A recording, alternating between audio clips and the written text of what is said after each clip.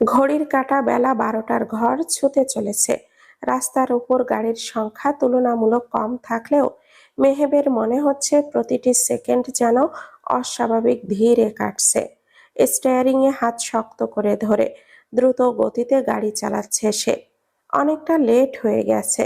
এতক্ষণে নিশ্চয় বাচ্চাটাকে খুঁজতে ওর ফ্যামিলির কেউ স্কুলে চলে এসেছে। ভেবেছিল স্কুল ছুটি হওয়ার পূর্বে বাচ্চাটাকে আবার স্কুলে রেখে আসবে, কিন্তু সেটা আর সম্ভব হয়নি। এখন আবার ওকে আসন্ন পরিস্থিতি সামাল দিতে হবে ভাবতেই একটা বিরক্তির শ্বাস বেরিয়ে আসে মেহেবের কণ্ঠনালী চিরে। গাড়ির স্পিড আরেকটু বাড়ালো মেহেব। স্কুলের সামনে পৌঁছাতে খুব একটা বেশি সময় লাগবে না। অন্যদিকে স্কুলের ভেতরটা ততক্ষণে প্রায় ফাঁকা হয়ে গেছে। হাতে গোনা কয়েকটা বাচ্চা দেখা যাচ্ছে যারা বেরিয়ে যাচ্ছে অভিভাবকদের হাত ধরে। প্রায় আধা ঘন্টা ধরে পাগলের মতো স্কুলের এক প্রান্ত থেকে আরেক প্রান্তে দৌড়াচ্ছে মায়া। ওর কণ্ঠ শুকিয়ে গেছে, বুক ধড়ফড় করছে। প্রতিটা ক্লাসরুমে গিয়ে ম্যামদের জিজ্ঞেস করেছে, কিন্তু সবাই জানিয়েছে মেহরান আজকে ক্লাসে আসেনি। কথাটা শোনার পরপরই মায়ার মাথার ভেতর যেন বাজ পড়েছিল। মায়া ভালো করেই জানে সকালে মধু নিজ হাতে মেহেরানকে রেডি করে স্কুলে দিয়ে অফিসে গেছে। যদি স্কুলে না দিয়ে যেত তাহলে আপু নিশ্চয়ই তাকে জানাতো। তাহলে মেহেরান গেল কোথায়? মায়া ব্যাগ থেকে ফোনটা বের করে হাতে নেয় মধুকে কল করবে বলে, কিন্তু পর মুহূর্তে কিছু একটা ভেবে থেমে গেল। যদি আগের বারের মতো হয়? এর আগেও তো এমন পরিস্থিতিতে পড়ে মায়া মধুকে ফোন করেছিল। মধু তখন অস্থির হয়ে ছুটে এসেছিল ছেলের জন্য। মায়া ভাবল আর একটু খুঁজে দেখবে, আর একটু অপেক্ষা করবে। এক্ষুনি আপুকে ফোন দেওয়ার কোনো মানে হয় না। মধু এমনিতেই কত চাপের মধ্যে থাকে, অযথা ওকে আর টেনশনে ফেলতে চায় না।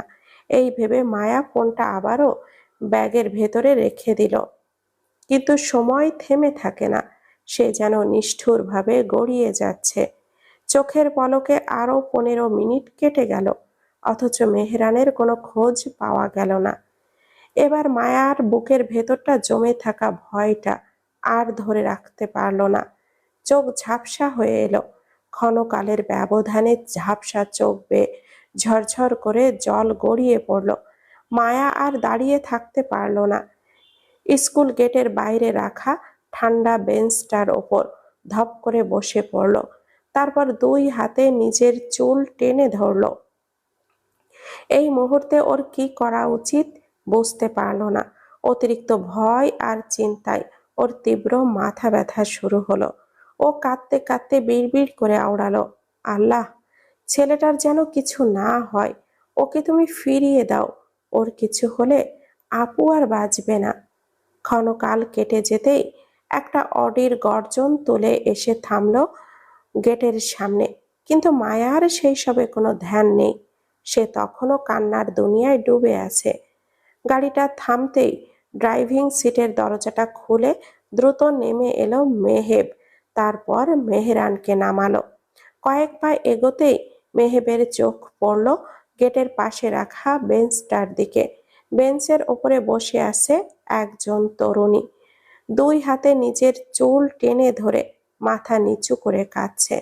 মেহেব আর একটু এগিয়ে যেতেই স্পষ্ট ফোঁপানোর শব্দ শুনতে পেল। একটা চাপা দীর্ঘশ্বাস ফেলে ও মায়ার সামনে এসে দাঁড়ালো। মামুনিকে কাঁদতে দেখে মেহেরান দুই হাতে মামুনির গলা জড়িয়ে ধরে ঠোঁট উল্টে কান্না করে দিল। আচমকা কেউ এইভাবে গলা জড়িয়ে ধরে কেঁদে উঠতেই মায়া চমকে উঠল। বুকের ভেতরটা ধক করে উঠল।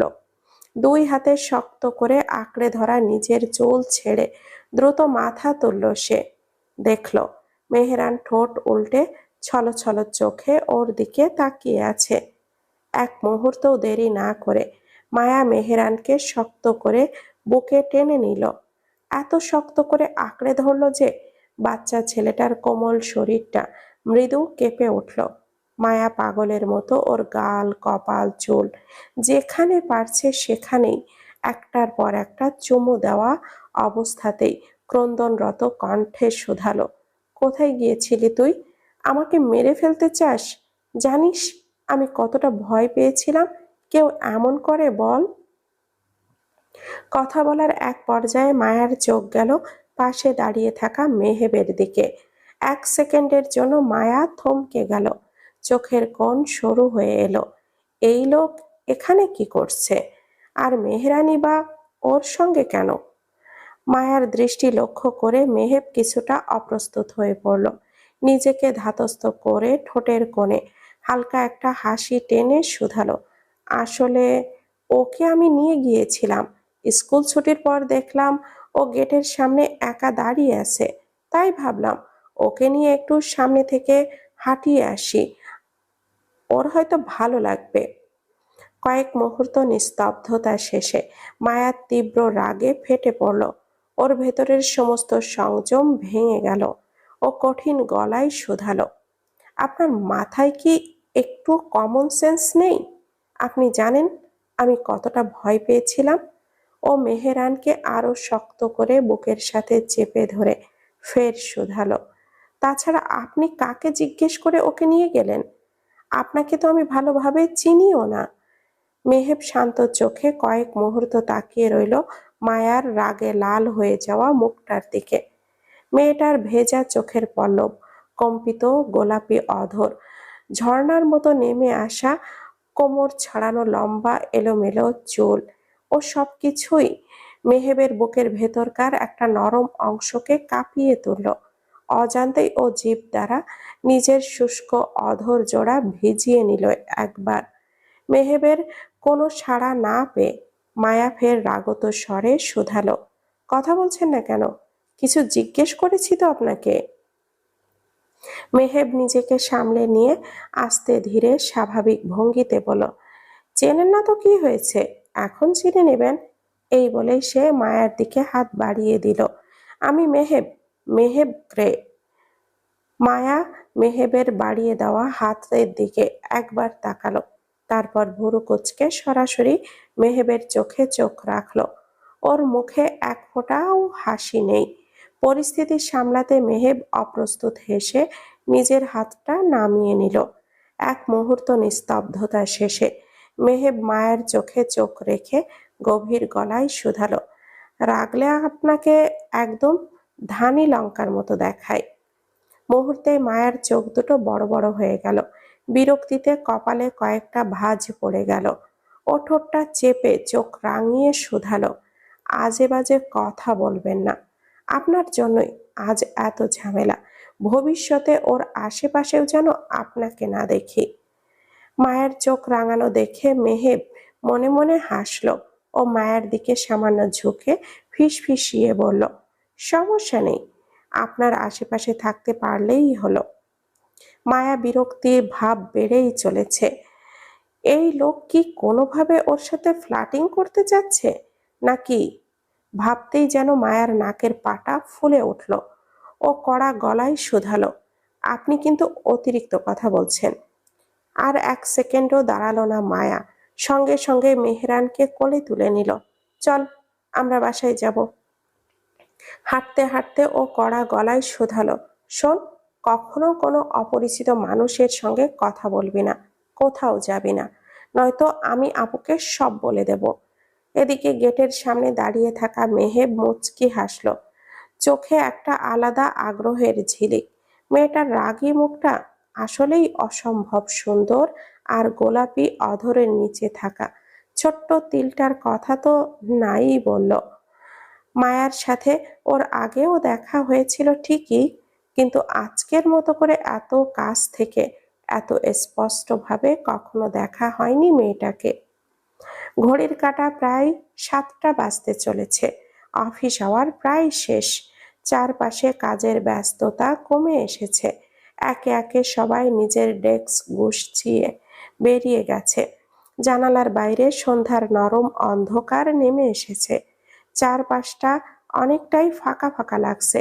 শুধু এসির শো শো শব্দ আর দূরের করিডোর থেকে কারোর পায়ের আওয়াজ মাঝে মাঝে কানে ভেসে আসছে।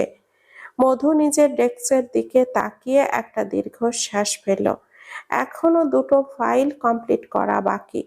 চোখ ঝাপসা হয়ে আসছে, মাথার ভেতরটা ভারী লাগছে। সারাদিনের ক্লান্তি শরীরের প্রতিটা হাড়ে হাড়ে টের পাচ্ছে সে। মনে মনে ভাবল, আজ আর এখানে বসে এগুলো কমপ্লিট করা সম্ভব না। ফাইলগুলো বাসায় নিয়ে গিয়ে শেষ করে কাল নিয়ে আসবে। যেই ভাবা সেই কাজ। ও ফাইলগুলো সুন্দর করে গুছিয়ে ব্যাগে রেখে চেয়ার ছেড়ে উঠে দাঁড়ালো। শরীরটা প্রচন্ড ক্লান্ত লাগছে। হাত মুখে একটু পানি দিলে হয়তো রিফ্রেশ লাগবে, এটা ভেবেই মধু ওয়াশরুমের দিকে এগিয়ে গেল। ওয়াশরুমে ঢুকে মধু আয়নার সামনে এসে দাঁড়ালো। কল ছেড়ে হাতে মুখে কয়েকবার ঠান্ডা পানির ঝাপটা দিল। পানির স্পর্শে ক্লান্তি ভাব অনেকটাই কমে এলো। ও চোখ বন্ধ করে গভীর একটা শ্বাস নিল। সেই মুহূর্তে পুরো ওয়াশরুম অন্ধকারে ডুবে গেল। চমকে উঠল মধু। লোডশেডিং! বিরক্তি আর অস্বস্তি একসাথে জমে উঠল ওর অন্তরস্থলে। পুরো অফিসে আইপিএস আছে, লোডশেডিং হলেও চারপাশ সবসময় আলোকিত থাকে। তাহলে আজ আবার কি হলো? একটা বিরক্তির শ্বাস ফেলে মধু হাতড়ে হাতড়ে ওয়াশরুমের দরজার দিকে এগোতে লাগলো। এমন সময় তড়িৎ গতিতে কেউ পেছন থেকে ওর কোমর চেপে ধরে এক ঝটকায় দেওয়ালের সাথে মিশিয়ে ফেলল। মধুর নিঃশ্বাস আটকে গেল। ভয়, আতঙ্ক, বিস্ময় একসাথে ওর বুকের ভেতর বিস্ফোরণের মতো আছড়ে পড়ল। চিৎকার করতে গিয়েও গলা দিয়ে কোনো শব্দ বের হলো না। অন্ধকারে কিছুই দেখা যাচ্ছে না, শুধু একটা অচেনা উপস্থিতির শ্বাসের শব্দ খুব কাছ থেকে অনুভব করছে সে। লোকটা কেন কোনো অপেক্ষা না করে মধুর গলায় মুখ ডুবিয়ে দিল। নেশাগ্রস্তের মতো কয়েকটা গভীর শ্বাস টেনে নিল। ভয়ে মধুর শির দ্বারা বেয়ে ঠান্ডা স্রোত নেমে গেল। ক্ষণকালের মধ্যেই মধুর কানে ভেসে এলো লোকটার গভীর গলা, ফিসফিসানো কণ্ঠস্বর, তুমি আমার, শুধুই আমার। তোমাকে আমার হতেই হবে। তুমি আমার না হলে অন্য কারোর হতে পারবে না। প্রয়োজনে সব শেষ করে হলেও তোমাকে ছিনিয়ে নেব। কথাগুলো বলতে বলতে মধুর গলায় পর পর কয়েকটা চুমু খেলো লোকটা। মধু শিউরে উঠল। ও আর এইসব সহ্য করতে পারল না। আতঙ্কে চিৎকার করে উঠল। ওর চিৎকারের শব্দ পুরো ওয়াশরুমের দেওয়ালে দেওয়ালে প্রতিধ্বনিত হতে থাকলো। লোকটা ওকে ছেড়ে দিয়ে কয়েক পা দূরে সরে দাঁড়ালো। অন্ধকারে শুধু দ্রুত পায়ে সরে যাওয়ার শব্দটা টের পেল মধু। মধু দেওয়ালের সাথে ঠ্যাস দিয়ে দাঁড়িয়ে রইল। বুক হাঁপড়ের মতো করে ওঠানামা করছে, হাত পা কাঁপছে, চোখ দিয়ে পানি গড়িয়ে পড়ছে, কিন্তু সে নড়তে পারছে না।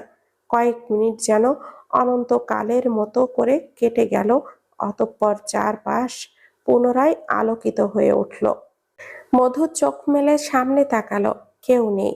আয়না, সিঙ্ক, দরজার চারপাশ সব জায়গায় তাকালো, কিন্তু অস্বাভাবিক কিছুই ওর নজরে এলো না।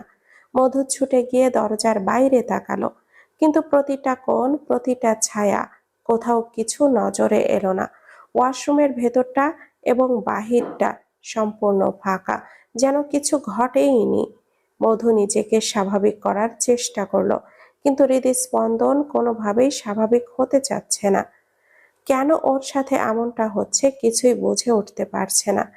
জীবন ওকে এমন এক জায়গায় দাঁড় করিয়েছে, না পারছে বাঁচতে, না পারছে মরতে। মধু দেওয়াল ঘেঁষে হাঁটু ভেঙে বসে পড়ে, দুই হাতে মুখ ঢেকে ডুকরে কেঁদে ফেলল। অনেকটা সময় কান্নাকাটি শেষে উঠে যে পুনরায় চোখে মুখে পানি দিল। তারপর আয়নায় নিজের প্রতিবিম্বের দিকে তাকালো। চোখ দুটো ফুলে লালচে হয়ে আছে, ফর্সা মুখটা ফ্যাকাশে দেখাচ্ছে, ঠোঁট দুটো কেমন শুষ্ক হয়ে আছে। মধু চোখ বন্ধ করে একটা গভীর দম টেনে নিজেকে সামলে নিতে চাইল। ক্ষণকাল কেটে যেতেই ও চোখ খুলে ওড়নাটা ঠিকঠাক করে এলোমেলো পায়ে ওয়াশরুম থেকে বেরিয়ে এলো। মধ্যরাত অনেক আগেই পেরিয়ে গেছে। নিশ্চুপ রাতের বুকে চাঁদের আলো নেমে এসেছে নরম পর্দার মতো। দূরের আকাশে ছড়িয়ে থাকা তারাগুলো স্থির, বাতাসে হালকা শীতলতা। শহর ঘুমিয়ে পড়েছে, কোলাহল থেমে গেছে। এই নীরবতার ভেতর রাতটা যেন আরো গভীর, আরো রহস্যময় হয়ে উঠেছে। এই গভীর রাতে চট্টগ্রাম শহরের অভিজাত এরিয়ার এক প্রান্তে দাঁড়িয়ে আছে একটা বিলাসবহুল ডুপ্লেক্স বাড়ি। বাইরে থেকে কেউ কখনো কল্পনাও করতে পারবে না এই বাড়ির দেওয়ালের আড়ালে কতটা অন্ধকার জমে আছে। বাড়ির ভেতরে একদম নিচে একটা সিক্রেট কক্ষের মাঝখানে রাখা একটা দামি ইটালিয়ান চেয়ারে বসে আছে একজন ব্যক্তি। কক্ষের দেওয়ালে আটকানো ভিন্টেজ লাইটগুলো ম্লান আলো ছড়াচ্ছে। দেওয়ালের রং গাঢ় ধূসর। ব্যক্তিটির চোখের তীক্ষ্ণ দৃষ্টি স্থির হয়ে আছে সামনের দেওয়ালে টানানো একটা বড় বোর্ডের ওপর। বোর্ড জুড়ে মধুর অসংখ্য ছবি আটকানো। হাসি, বিষণ্ণতা, ক্লান্ততা, ব্যস্ততা মিলিয়ে মধুর জীবনের বিভিন্ন মুহূর্ত বন্দী হয়ে আছে এই বোর্ডে। প্রতিটা ছবি খুবই যত্ন নিয়ে সাজানো হয়েছে। বোর্ডের ঠিক মাঝখানে আটকানো জাওয়াদের একটা মাত্র ছবি। ব্যক্তিটি দীর্ঘ সময় নিঃশব্দে বোর্ডটার দিকে তাকিয়ে রইল। ওর চোখের পলক অবধিও পড়ল না। সে দাঁত দ্বারা নিম্নাষ্ঠ কামড়ে ধরে চেয়ার ছেড়ে উঠে দাঁড়ালো। ব্যক্তিটি হাঁটতে হাঁটতে বোর্ডের সামনে এসে থেমে গেল। ভারী বুটের শব্দ নির্জন কক্ষের প্রতিটা দেওয়ালে দেওয়ালে প্রতিধ্বনিত হতে থাকলো। ক্ষণকাল কেটে যেতেই ব্যক্তিটির ঠোঁটের কোণে এক ধরনের ঠান্ডা, রহস্যময় হাসি খেলে গেল। সেই হাসিতে উষ্ণতা নেই, আছে শুধুই দখলদারিত্ব। ব্যক্তিটি হাত বাড়িয়ে এক এক করে মধুর ছবিগুলো ছুঁয়ে দিল। ওর আঙ্গুলের প্রতিটা স্পর্শ আশ্চর্য রকমের কোমল, যেন সে ছবির কাগজ নয়, বরং জীবন্ত কাউকে স্পর্শ করছে। ক্ষণকাল পর তার হাত থেমে গেল। মধুর ছবিগুলো থেকে হাতটা সরিয়ে সরাসরি চলে গেল বোর্ডের মাঝখানে টানানো জাওয়াদের ছবিটার দিকে। হাসি মাখা ছবিটার ওপর আঙ্গুল বোলাতেই মুহূর্তে পাল্টে গেল ওর চোখের দৃষ্টি। কোমলতা মিলিয়ে গিয়ে তাতে জায়গা নিল কঠিন বরফ শীতল এক রাগ। তার চোয়াল শক্ত হয়ে উঠল, আঙ্গুলের গ্রিপ মুষ্টিবদ্ধ হয়ে গেল। সে দাঁতে দাঁত চেপে হিস হিসিয়ে শুধালো, তোর জন্যই। মধু আমার হয়েও হলো না। 6 বছর আগে তুই ওকে আমার কাছ থেকে কেড়ে নিয়েছিলি, আর এখন এখন তুই আবার ফিরে এসেছিস। ব্যক্তিটি একটু থামল। ওর শ্বাস ভারী হয়ে আসছে, চোখ দুটো স্পষ্ট জ্বলজ্বল করছে প্রতিদ্বন্দ্বিতার আগুন। এবার আর এমনটা হবে না জাওয়াদ। এবার তোকে আমি ওকে আমার কাছ থেকে কেড়ে নিতে দিব না, কিছুতেই দেব না। ওর জন্য যদি তোর পিঠে আমাকে ছুরি চালাতে হয়, তবুও আমি দ্বিধা করব না। এরপর আচমকাই ওর কণ্ঠের সুর পাল্টে গেল। প্রতিদ্বন্দ্বিতার পরিবর্তে জায়গা করে নিল এক ধরনের ঠান্ডা, হিসেবি হিংস্রতা। ও বাঁকা হেসে শুধালো, তবে একটা কথা জানিস, তুই ফিরে এসে আমার একটা উপকারই করেছিস। যখন পুরো দেশ তোর মৃত্যুর সংবাদে তোড়পাড়, তখন আমি হন্যে হয়ে মধুকে খুঁজেছি শহরে শহরে, রাস্তায় রাস্তায়, জায়গায় জায়গায়, কিন্তু পাইনি।